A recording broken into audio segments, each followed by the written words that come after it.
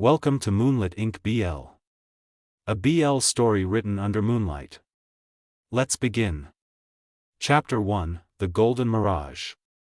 The chandelier light in the grand ballroom of the Volkov Plaza didn't just illuminate, it interrogated.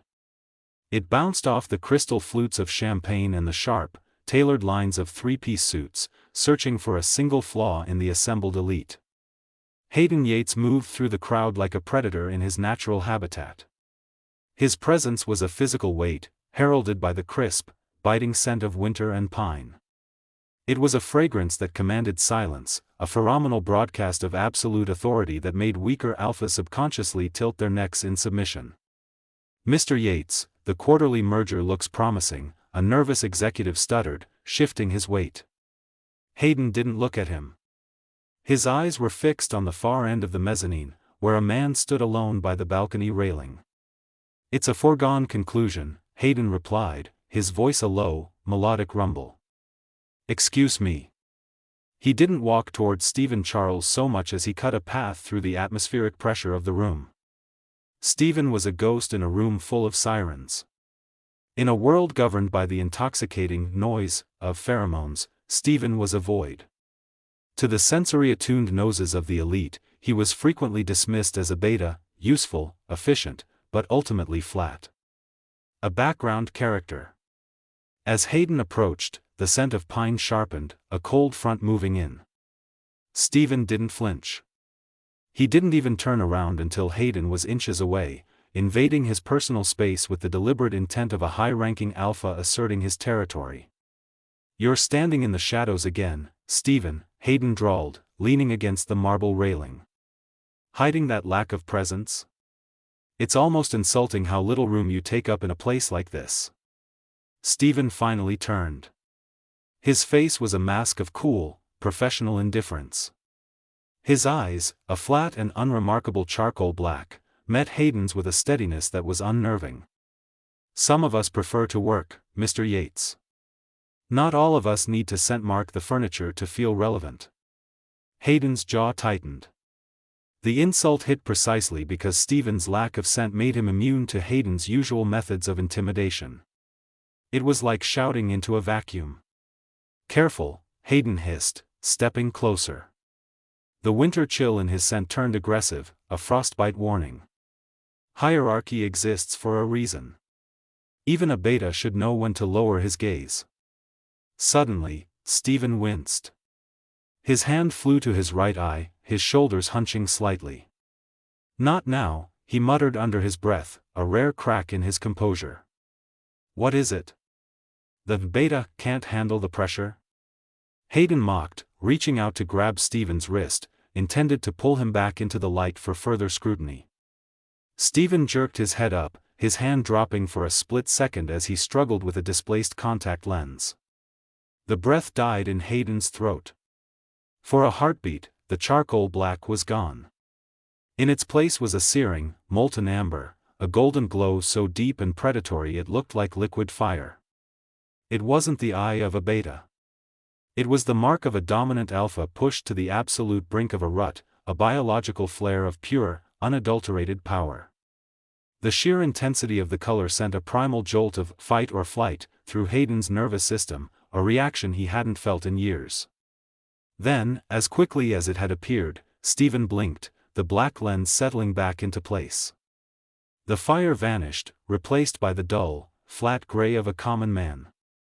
"Allergies," Stephen said, his voice as icy and scentless as ever. He straightened his tie and stepped around Hayden, leaving the dominant alpha standing frozen in the middle of his own winter storm. "Enjoy the party, Hayden. Try not to choke on your own ego." Hayden didn't follow. He stayed by the railing, his heart hammering against his ribs, staring at the spot where the scentless man had just revealed a monster. Chapter 2, The Ambush. The high of the gala felt like a lifetime ago as the rain turned the city into a blurred, watercolor nightmare. Hayden Yates leaned heavily against the cold brick of an alleyway, his breath coming in ragged, white plumes. The winter and pine scent that usually commanded rooms was now sour, tainted by the metallic tang of blood and the chemical burn of a scent suppressor toxin. It felt like a lead shroud settling over his nervous system, dampening his alpha instincts until his vision swam in dizzying loops. Pathetic, he wheezed, clutching his side. A shallow but jagged wound from a glass shard or a blade, he couldn't remember which, was weeping through his silk dress shirt. The ambush had been surgical. They hadn't tried to outmuscle him, they had simply poisoned the air. Now, the very senses that made him a predator were betraying him, amplifying every distant siren and every drop of rain into a thunderous assault. He stumbled forward, his polished shoes splashing through oily puddles. He needed cover. He needed a place where the air didn't smell like a trap. He found himself in a residential district that he would usually never deign to visit, a cluster of nondescript, mid-rise apartments that hummed with the mundane energy of the working class. His internal compass was shattered, but a primal pull led him toward a specific door on the 3rd floor. It wasn't the scent that drew him, it was the lack of it. Amidst the suffocating noise of the city's pheromones, this particular hallway felt like a vacuum. Hayden reached the door labeled 3B. His strength gave out. He slid down the wood paneling, his shoulder leaving a dark, smeared trail. Inside, Stephen Charles was setting a kettle to boil. He lived his life in a curated silence, free from the aggressive posturing of his peers. He had just reached for a tea tin when a heavy, rhythmic thud echoed against his front door, followed by the unmistakable sound of a body collapsing. Stephen didn't hesitate, though he didn't rush either. He moved with a calculated economy of motion. When he swung the door open, the smell hit him, not Stephen's own, but the frantic, dying embers of a high-ranking alpha's pride. Yates? Stephen's voice was flat, devoid of the shock most would feel seeing the city's golden boy bleeding out on cheap linoleum. Hayden looked up, his pupils blown wide, searching for the amber he had seen at the gala. But Stephen's eyes were back to their charcoal mask. "Don't look at me like that," Hayden rasped, his pride flickering one last time before his head rolled back against the doorframe. Stephen looked down at the ruined silk, the trembling hands, and the scent of a winter forest being scorched by fever. Without a word, he reached down, hooked his arms under Hayden's pits, and began the arduous task of dragging the literal weight of his rival into the only sanctuary where the hierarchy couldn't follow. The door clicked shut, locking out the rain and the hunters alike. Chapter 3, The Scentless Sanctuary. The heavy thud of the door locking behind them felt like the severing of a lifeline. To Hayden, the world outside was a cacophony of predatory signals, but Stephen's apartment was a sensory void. It was unnervingly quiet, no lingering scent of a dominant mate, no pheromonal musk of aggression, just the sterile, neutral air of a man who lived as a ghost. Stephen didn't bother with the guest room. He dragged Hayden's dead weight into the center of the living room, easing him down onto a low, slate-gray sofa. "Don't touch me," Hayden managed, his voice a broken shard of its former authority. Even through the haze of the scent suppressor toxin, his instinct was to snarl. He was a high alpha, being handled by a beta was an evolutionary insult. Stephen didn't even look at him. He was already shucking off his own suit jacket, tossing it over a chair with a practiced indifference. "You're bleeding on my upholstery, Yates. If you want to maintain your dignity, do it in the hallway. Otherwise, shut up." He disappeared into the bathroom, returning a moment later with a basin of lukewarm water and a stack of white cloths. Hayden's fever was a physical entity now, a searing heat that made his skin feel 2 sizes too small. He watched through blurred vision as Stephen knelt on the floor beside him. With surgical precision, Stephen began to unbutton Hayden's ruined silk shirt. "Stop," Hayden gasped, his hand feebly catching Stephen's wrist. Stephen paused. His grip was like iron, cool, steady, and utterly devoid of the trembling submission Hayden was used to. "The toxin is spiking your core temperature. If I don't get your fever down and clean these tracks, your heart is going to give out before the sun rises. Choice is yours." He didn't wait for an answer. He peeled the wet, blood-soaked fabric away from Hayden's chest. The cool air hitting his skin made Hayden hiss, a sound halfway between a groan and a repressed growl. Stephen dipped a cloth into the basin. The sound of the water splashing was rhythmic, grounding. Then came the contact. The friction of the damp cloth against Hayden's collarbone was a shock. It wasn't the soft, tentative touch of a caregiver, it was firm and methodical. Stephen wiped away the grime of the alleyway and the copper-scented blood, his movements following the lines of Hayden's straining muscles. Swish. Squeeze. Wipe. The rhythm was hypnotic. Hayden's head fell back against the cushion, his eyes fluttering shut. In the absence of pheromonal noise, every other sense was magnified. He could hear the steady beat of Stephen's heart, feel the slight callus on the man's thumb as it brushed his skin, and smell the faint, mundane scent of unscented soap. "Why?" Hayden murmured, his delirium beginning to take hold. "You hate me." "I find you exhausting," Stephen corrected, his voice low and strangely melodic in the quiet room. He moved the cloth down to Hayden's ribs, over the jagged wound that was finally beginning to clot. "There's a difference." He dipped the cloth again. The water in the basin was turning a pale, murky pink. As Stephen leaned in to inspect the depth of the cut, Hayden felt a sudden, inexplicable surge of agitation. It wasn't anger, it was a starved sensory system reaching out for a signal that wasn't there. He wanted Stephen to react, to release a scent, to show a flicker of alpha dominance that Hayden could fight or follow. But there was nothing. Just the silence and the cool, damp cloth. "You're a vacuum, Charles," Hayden whispered, his hand reaching out to blindly catch the front of Stephen's shirt. "There's nothing in you." Stephen paused, his face inches from Hayden's. For a second, the charcoal dark eyes flickered, the black contacts shifting as he looked down at the shivering man in his lap. "Maybe," Stephen said, his voice dropping to a ghost of a whisper.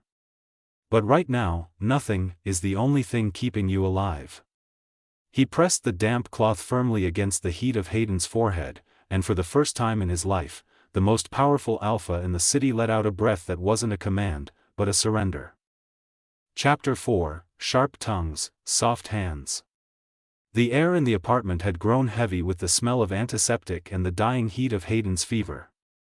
Stephen sat on a low stool, a curved suturing needle held in a pair of forceps. He was a portrait of clinical detachment, his movements precise and devoid of the frantic energy that usually surrounded a high alpha in distress. "Hold still," Stephen commanded, his voice as flat as the gray walls. "Unless you want this scar to look like a map of the subway system." Hayden hissed as the needle pierced his skin. The winter and pine scent was returning in fits and starts, a jagged, broken signal of his recovering strength. "You're enjoying this, aren't you, Charles? Finally getting to stick a needle in the man who outbids you every quarter." Stephen didn't look up. He pulled the silk thread taut, closing the first stitch.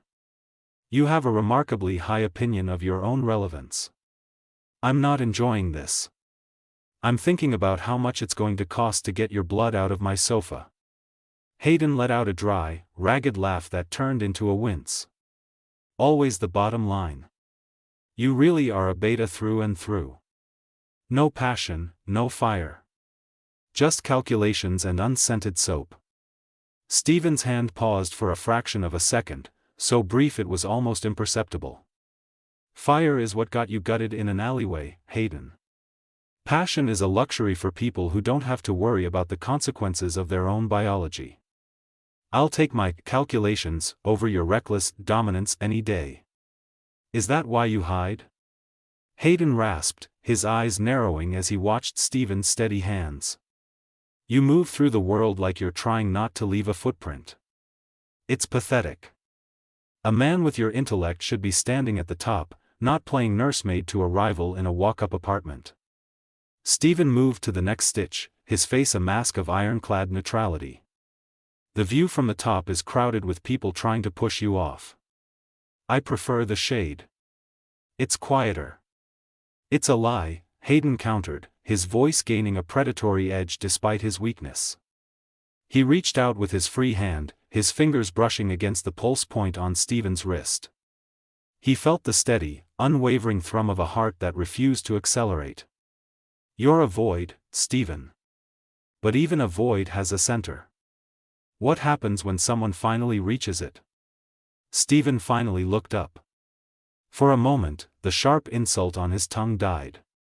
He looked at Hayden, really looked at him, not as a rival or a patient, but as a man who was desperately trying to find a hook in a wall that wasn't there.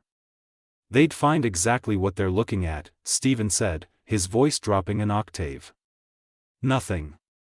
Now, stop talking before I accidentally forget the local anesthetic on the next pass.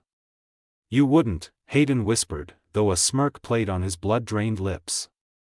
Try me, Stephen replied, the needle glinting under the kitchen light. Despite the bite in their words, the tension in the room had shifted. It was no longer the friction of two alphas clashing for territory, it was the rhythmic, silent intimacy of a secret shared in the dark. Chapter 5, The Unmasking. The silence of the apartment was no longer a sanctuary, it had become a pressure cooker. The scent suppressor toxin was fighting a losing battle against Hayden's elite physiology, and the result was a violent, localized storm. Hayden's winter and pine scent was no longer a crisp breeze, it was a blizzard, thick and suffocating, coating the walls in a desperate pheromonal plea for stability. His skin was a map of flushed heat, and his breath came in jagged, rhythmic hitches. It's too quiet, Hayden suddenly growled, his hand lurching out to catch Stephen's forearm. His grip was bruising, the strength of a high alpha returning in a chaotic, uncoordinated surge. Why won't you react? Give me something to fight. Stephen didn't flinch, though the force of the grip must have pained him. He was leaning over Hayden, trying to press a fresh, cold compress to the man's neck. You're delirious, Yates. Your body is trying to find an alpha threat to justify the pain. There isn't one here. Liars, Hayden hissed, his eyes blown wide, the pupils swallowing the irises. He lunged upward, driven by a primal, fever-induced agitation. He grabbed the front of Stephen's shirt, pulling the beta down until they were inches apart. You're all lies. No scent. No presence. Just a ghost. In the struggle, Stephen's head jerked. He gasped as Hayden's thumb caught the corner of his eye, not out of malice, but in a blind, grasping search for purchase. Stephen recoiled, his hand flying to his face. Damn it, Hayden. Show me, Hayden demanded, his voice dropping into a low, terrifying register, the alpha command that usually brought rooms to their knees. Stephen froze. His breath hitched, the first sign of a crack in his ironclad composure. He slowly lowered his hand. The black contact lens had been displaced, clinging uselessly to his cheek. Hayden's breath hitched. The fever, the toxin, the wounds, everything faded into the background. In the dim light of the apartment, Stephen's right eye was no longer a dull, unremarkable charcoal. It was molten amber. It was a sun caught in a jar, glowing with a predatory, golden intensity that only occurred when a dominant alpha was in the deepest, most territorial throes of a rut. It wasn't just a color, it was a physical weight.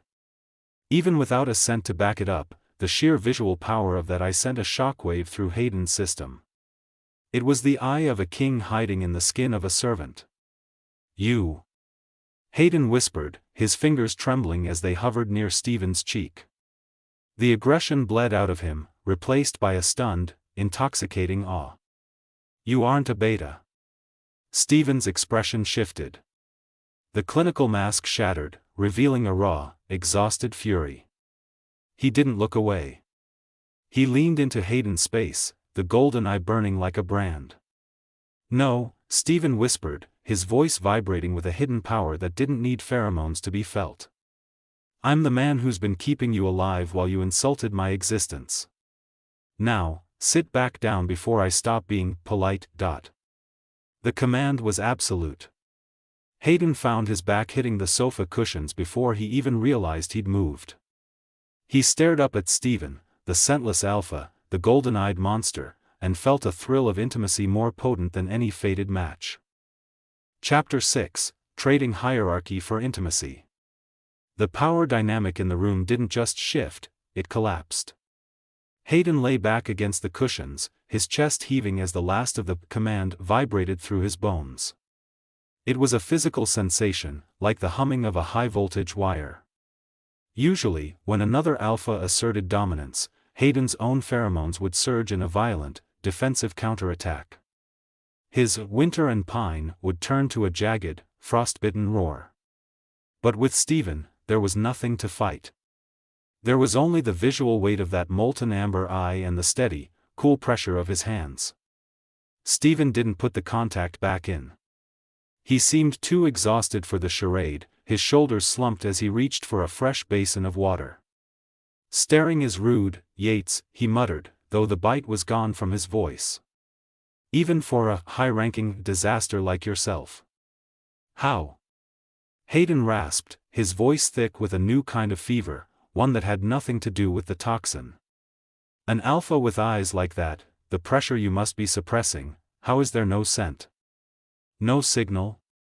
Evolutionary glitch? Or a miracle, depending on who you ask," Stephen said, wringing out a cloth. The sound was sharp in the quiet room. "I have the core, the command, the biology. I just don't have the broadcast system. I'm a radio station with a broken antenna." He leaned over Hayden again. This time, Hayden didn't flinch. He didn't growl. Instead, he found himself tilting his head back, exposing the vulnerable line of his throat, a gesture of submission he hadn't offered to a living soul since he was a child. Stephen paused, the cloth hovering an inch from Hayden's skin. He saw the movement for what it was. His jaw tightened, the amber in his eye flashing with a sudden, protective heat. "Don't do that," Stephen whispered. "Why?" Hayden countered, his hand reaching out, not to grab, but to tentatively brush the side of Stephen's neck.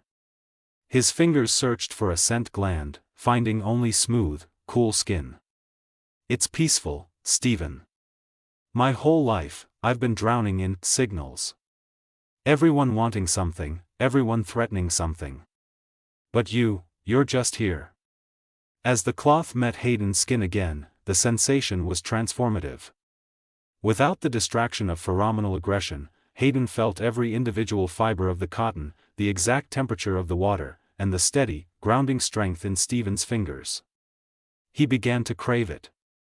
Every time Stephen pulled the cloth away to rinse it, Hayden felt a cold void open up in his chest. He found himself leaning into the touch, his eyes tracking the golden glow of Stephen's gaze with an obsessive focus. "You're addicted to the noise," Stephen observed, his voice softening as he wiped a stray drop of water from Hayden's temple. "You don't know how to exist in the silence." "Then teach me," Hayden whispered. He caught Stephen's hand, pressing the scentless palm against his own burning cheek. "Stay in the silence with me." For a long moment, Stephen didn't move. The scentless alpha looked down at the dominant rival he was supposed to hate, and the hand against Hayden's face curled slightly, cradling him with a tenderness that no hierarchy could ever command. Chapter 7, The Morning After. The gray, oppressive rain had finally exhausted itself, replaced by a thin, surgical light that cut through the blinds of the apartment. It painted long, pale stripes across the slate-colored rug and the wreckage of the night before, discarded bandages, a basin of pink-tinged water, and the expensive ruins of Hayden's silk shirt. Hayden stirred, his senses returning in a slow, steady tide. The fire in his blood had dimmed to a low simmer. For the first time in years, his head felt remarkably clear. The winter and pine that usually clouded his own mind was faint, a mere whisper of its former self. He turned his head slightly. Stephen was sitting in a chair across from the sofa, his head tilted back, eyes closed in a moment of stolen sleep. In the morning light, Stephen looked younger. Without the sharp, defensive edge of his professional persona, he was just a man. But as Hayden watched, he saw the amber eye flutter open. It glowed with a soft, bioluminescent warmth before Stephen's hand instinctively went to his face. "You're awake," Stephen said, his voice gravelly from disuse. I am, Hayden replied. He didn't move. He didn't want to break the equilibrium of the room. The toxin is gone. Or most of it. Stephen stood up, his movements stiff. He walked to the small bathroom, and Hayden heard the distinct click of a plastic case. When Stephen returned, the fire was gone. The charcoal gray mask was back in place, rendering his gaze flat and unreadable once more.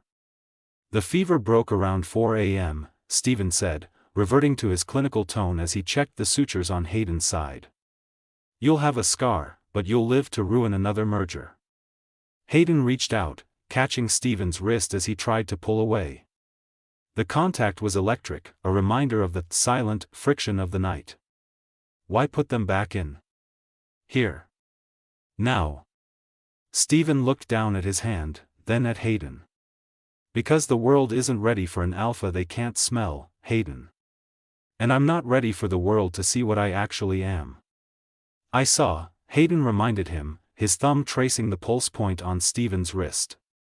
That was a fever dream, Stephen countered, though he didn't pull his hand away.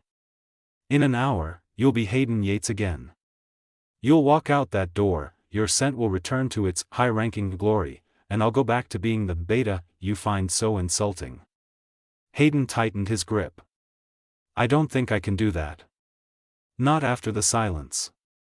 Stephen leaned down, his face inches from Hayden's. Even with the gray contacts, there was a shadow of that golden command in his stare. You have to. Hierarchy is a game of appearances, Hayden. We both play our parts. But. He paused, his voice dropping. The silence is still here. Whenever you need it. He gently disengaged his hand and walked toward the kitchen to put the kettle on. The smell of cheap tea began to fill the air, a mundane, human scent that grounded the supernatural intensity of the night. Hayden watched him, realizing that the most powerful thing in the room wasn't the winter and pine returning to his own skin, but the man who didn't need a scent to be unforgettable. Chapter 8, The Counterstrike. The tea had barely steeped when the silence of the apartment was shattered. It wasn't a loud noise, just the rhythmic, metallic click of a lock being picked and the heavy, synchronized breathing of men who didn't want to be heard. Hayden stiffened, his instincts screaming. The winter and pine flared instinctively, a jagged wall of territorial pheromones that filled the small kitchen. They tracked me, he rasped, reaching for a kitchen knife, his body still protesting the movement of his stitches. Stephen didn't reach for a weapon. He didn't even drop the tea tin. He simply looked at the door, his charcoal gray eyes cooling into chips of flint. Stay back, Hayden. You're a beacon right now. Your scent is basically a GPS coordinate for every enforcer in a 3-block radius. I'm not letting a beta. I am not a beta, Stephen intercepted, his voice a low, vibrating frequency that actually made the ceramic mugs on the counter rattle. Sit down. The door burst open. 3 men in tactical gear surged in, their own alpha scents, acrid smoke and rusted iron, flooding the room in a sensory assault designed to paralyze. They ignored Stephen entirely, their sights set on the high-ranking prize bleeding on the sofa. Target sighted, the lead enforcer grunted, his hand reaching for a specialized collar. Subdue the alpha. Ignore the help. Stephen stepped into their path. He looked unremarkable, a man in a wrinkled dress shirt with no scent, no aura, and seemingly no power. The enforcers didn't even slow down. Move, kid, one snarled, shoving a hand toward Stephen's chest to clear the way. Stephen didn't move. He caught the man's wrist. There was no explosion of pheromones, no traditional alpha roar. Instead, the air in the room seemed to suddenly lose all oxygen. Stephen tilted his head, his black contact staring directly into the enforcer's eyes. Kneel, Stephen said. It wasn't a shout. It was a gravitational collapse. Without the warning of a scent, the command hit the attackers like a physical blow to the solar plexus. The lead enforcer's legs buckled, his knees hitting the hardwood with a bone-jarring thud. The other two froze, their predatory instincts haywire because their noses told them the room was empty, but their lizard brains told them they were standing in front of a god. What are you?" the leader gasped, his pupils contracting in sheer, unadulterated terror. He tried to lift his weapon, but his muscles refused to obey. He was fighting a ghost he couldn't smell, a command that bypassed his nose and went straight to his spine. Stephen stepped forward, his presence expanding until he seemed to tower over the room. "I am the variable you didn't account for," he whispered. He didn't even strike them, he simply exerted a silent, crushing pressure that forced their heads toward the floor. "Leave. Now. And tell your employers that Hayden Yates is under my protection. If you come back, I won't be this quiet." The sheer wrongness of the situation, the lack of scent coupled with absolute dominance, broke them. They scrambled backward, tripping over each other in a frantic rush to escape the empty room that felt like a cage. The door slammed shut. The silence rushed back in, but it was different now. It was heavy, charged with the aftermath of a power that shouldn't exist. Stephen stood in the center of the room, his breath steady, his charcoal eyes slowly fading back from the brink of that hidden gold. Hayden watched him from the sofa, the knife forgotten in his hand. He had seen Alpha's level buildings with their scent, but he had never seen a man break an entire squad with a whisper. "You're a monster, Stephen Charles," Hayden breathed, his voice a mix of terror and profound, aching fascination. Stephen finally turned, a ghost of a smirk touching his lips as he picked up the kettle. "I prefer the term unlisted. Want some tea?" he added. Chapter 9, The New Vow. The glass towers of the Yates financial district stood as monuments to visible power.